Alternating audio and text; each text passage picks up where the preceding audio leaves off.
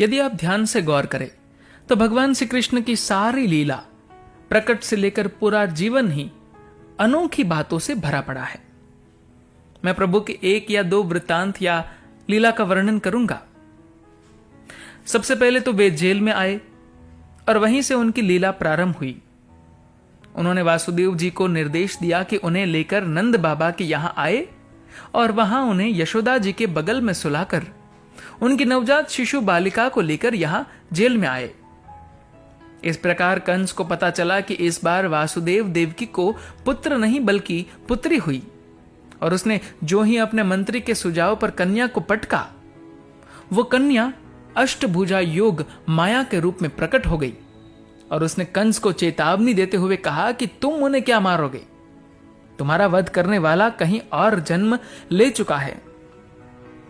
इस प्रकार यह अनोखी बात तो भगवान की थी कि स्वयं देवकी के पुत्र होकर यशोदा के पुत्र यानी यशोदानंदन अधिक कहलाए।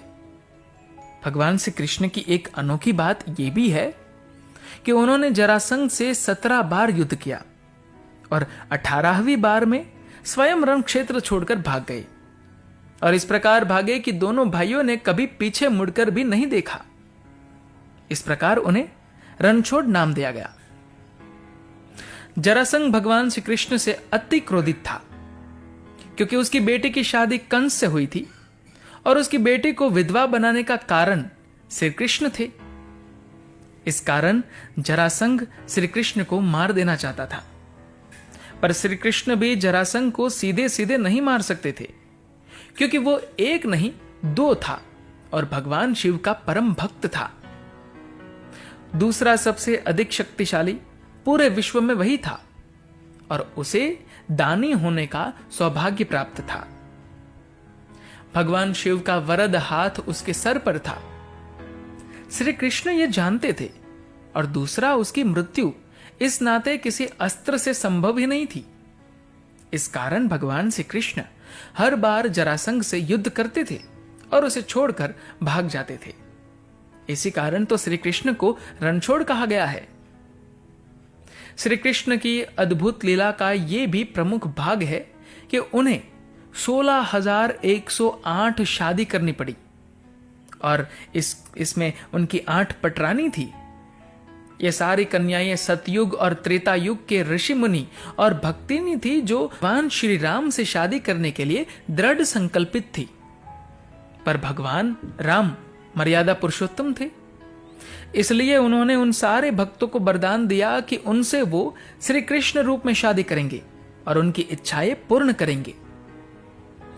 भगवान श्री कृष्ण की एक और अजब बात यह है कि पूरी महाभारत उन्होंने ही कराई और स्वयं निहत्थे युद्ध में रहे। उन्होंने अर्जुन को निमित्त बनाकर अधर्मी दुष्टों और राक्षस प्रवृत्ति के राजाओं का नाश किया। इस प्रकार उन्होंने धर्म की स्थापना भी की और अधर्मियों का नाश कर इस प्रकार इस संसार को छोड़ा मानो एक साधारण व्यक्ति हो। जरा नामक व्याध ने अचानक से दूर से देखा कि एक पेड़ पर पीला कोई बड़ा सा पक्षी बैठा है, जबकि वो स्वयं श्री कृष्ण चतुर्भुज होकर पेड़ पर उद्धव के सामने बैठ गए और उन्होंने उन्हें आश्वासन दिया और कहा कि आज से वो श्रीमद् भगवत में रहेंगे। इस प्रकार व्याध ने बाण को छोड़ा और वो सीधा भगवान श्री कृष्ण के पैर में भेद गया।